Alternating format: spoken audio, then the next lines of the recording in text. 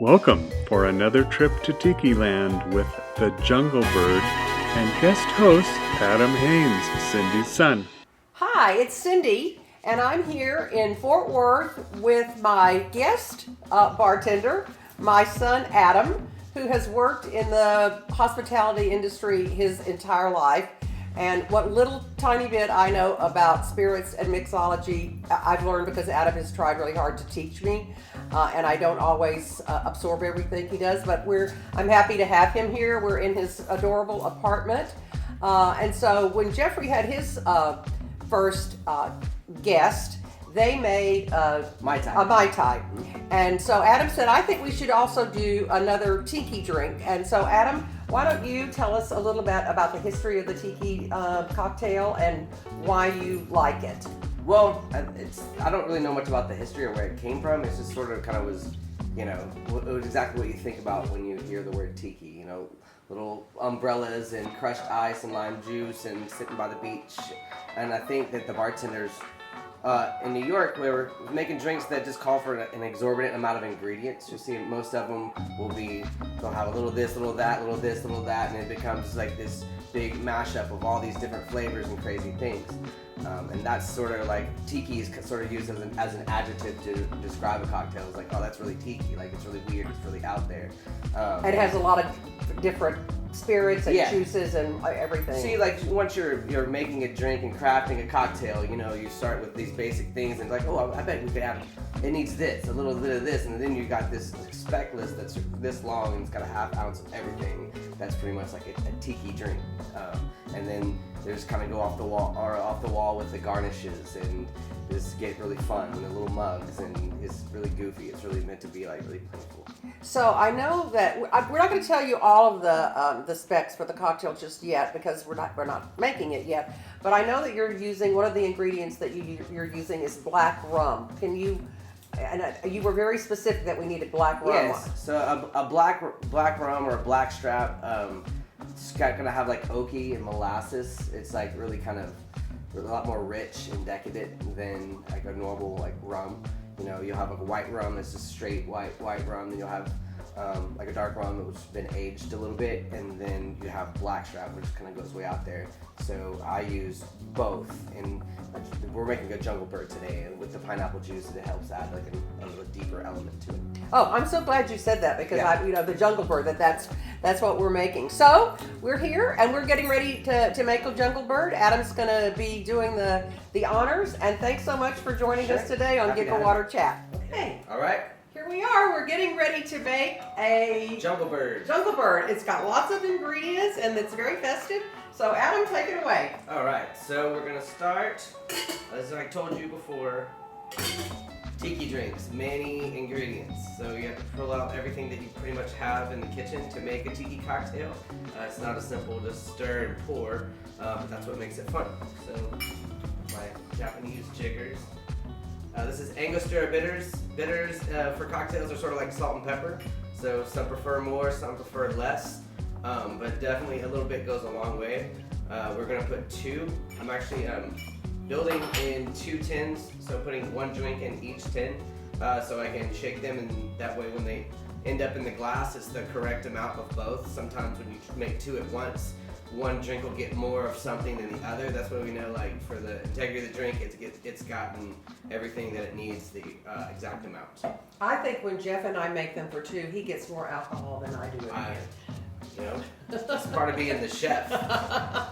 Okay, so Angostura bitters, we're gonna do two dashes of Angostura bitters. And just a pro tip, I've already pre-loosened all these lids. I know sometimes when I'm holding the jiggers and I'm trying to unscrew lids, so they should all just come off real quick. We're gonna do pretty much a half of almost everything here. So a half lime juice. Be sure that you're holding the jiggers level with the tins, so you get the exact amount. Bring it up a little bit so they can see. Yeah, so when you're doing it, you're gonna hold it level. So what I do, I kind of hold it behind the tin so I can measure, because this sitting down, it's flat, so if you do it here, it's hard to judge if it's level or not, but they know right here, then you can support it. Also, a cool thing about these Japanese jiggers that I like is that you can just kind of move them around and get whatever you need. You can do it. So you're saying a half jigger or a half ounce? Half ounce. Okay. So that's these are, this is 3/4, you got a 1/4 inch in there, and then half, and then you got a full ounce. And this you actually have a 3/4 here, you have a half in there, and you have an ounce and a half, and then you have 2 ounces. Okay. Alright. So like I said, it's Tiki, so it's just a little bit of everything. So this is Demerara syrup, so it's similar to simple syrup. It is a syrup, but it uses sugar in the raw, which I prefer Demerara to any other, like unless it's like a clear drink, you know, like a daiquiri or something like that, that's kind of meant to be light and bright. I always prefer Demerara. So you made this yourself, right? Mm-hmm. It's the same way you'd make a simple syrup. It's a 1-to-1 ratio. But you use a jar of raw sugar. Yeah, sugar in the raw, like the big granulated. Yeah. So we're gonna do half of this.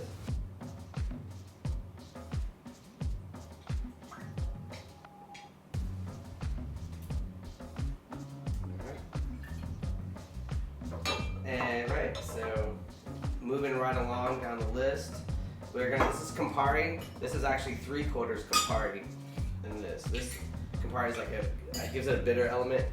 It's also gonna give it a cool like pink color. When it's all said and done. So 3/4 Campari. Mm-hmm. Okay. You seem nervous and shit. This is my first time on big time TV. And this is the black strap run that we're talking about. And who makes this? Cruzan makes a good one. That's my preference, but I couldn't find it. But any will really do. This is Gosling's. This really goes. It's most popular for. It's most used in a dark and stormy. So this and ginger beer. That's a dark and stormy. So if you put the ginger beer and then the Gosling's, the black rum on top, so it comes at least like half and half. It doesn't go to the bottom. Yeah, it does slowly. Eventually it does, but that's sort of the point. So this is black. I'm gonna put a full ounce of this.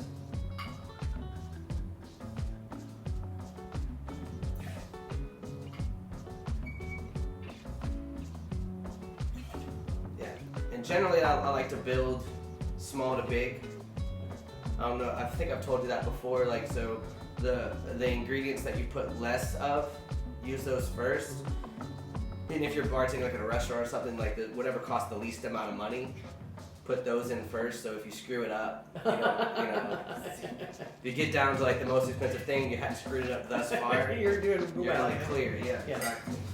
So then this is the last one. This is one of my favorite rums in the world. It's really affordable. This is Eldorado 12. They make an 8 that's pretty good, but they make a 15 that's amazing. But this, you're gonna like $35, and it's a fantastic. Eldorado 12. Yeah. Okay. And this half ounce of this. And is that light now? Is that a This rum? I mean, it's aged. That's the 12 years, so it's Okay. gonna be it's brown. It's not a light rum. Yeah.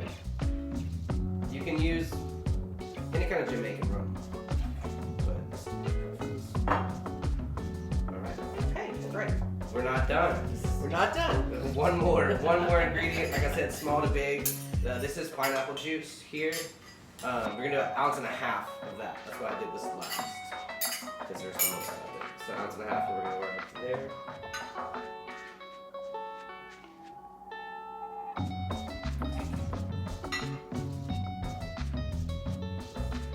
Alright. So what I need now that we didn't think is the ice. Oh, you need the scoop for the ice? No, I need the ice that's in the freezer. Alright, so these big ice, this is important, alright? Don't use the ice that the refrigerator makes. Those are like 1-inch cubes and they're solid.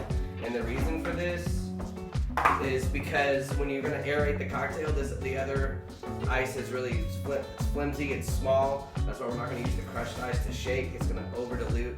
It's gonna melt really quick. Alright, so these big rocks, they're solid.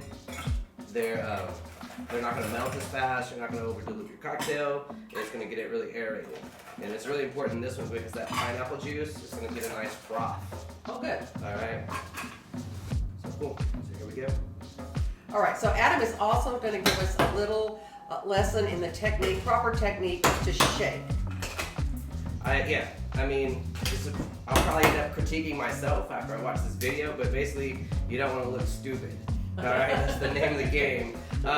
And we're just gonna have to pay attention to what the ice is doing. It's not really about aesthetics, it's about they're shaking for a reason. So you're gonna wanna make sure that the ice is hitting both sides of the tin and getting around there because you're whipping this cocktail, you're whipping it around. So it's not just right, if your body's moving more than your arms are moving, you're not doing it. You're paying attention to the jig. Okay.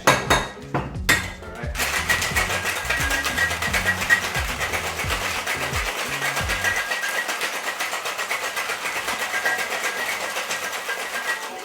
And you build it in the small tin, right? Yes, it's a small thing.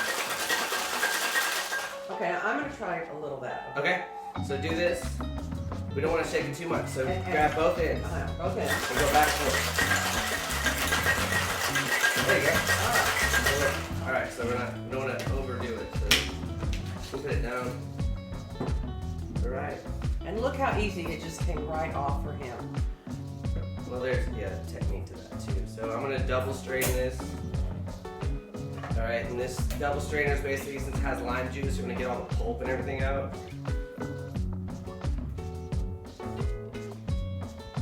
There's one. And so, tell me the name of those two strainers. Okay, so this is a Hawthorne strainer here, and this is a fine strainer or a double strainer. Either one. All right, that's cool. Leave that right there. And behind me in my sink, I've already pre-ran soapy water. So just dump them and put them in there. Because on a good night, and you're in here, you just want to be able to wash them really quick because you might want to be making another one. Yeah, that's what I was going to say.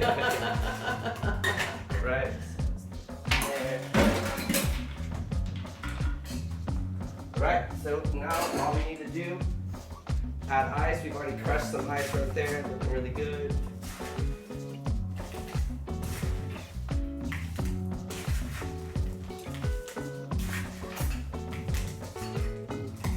Okay, pack it in there.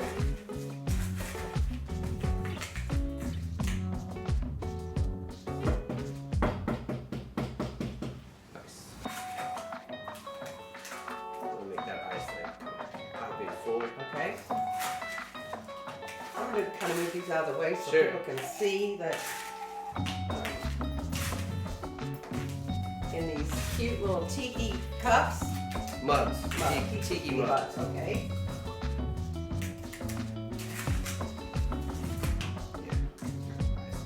Overflowing over the top. We're gonna garnish with a pineapple frond which I have Yep, right here. Yep. Alright. That is adorable. Tongs and cherry. Those are some big tongs. Well, you never know how deep you gotta go. Yeah, that's it's like true. a big jar of olives, which I hate, or like a big can of cherries. Alright, and we got these cool straws here too that we're gonna use that match Match the glass. the glass and put that guy in there. And there you have it, Jungle Bird. So I can't wait to taste this. Cheers. Cheers. Thanks. Absolutely. How's that? Oh wow, this is really good, and I really can taste that blackstrap rum. Yeah, Really, it's very, very rich. So this has been so much fun coming and doing Giggle Water Chat Glad to have you here. with Adam. Be sure that you subscribe. And please start telling your friends to watch us. You know we're trying to grow our base. So thanks for watching today, and we'll see you in a couple of weeks on Giggle Water Chat. Come back anytime. Good. Wow, Adam, that was great. You are a pro. Thanks for being our host this week, and see you all next time on Giggle Water Chat.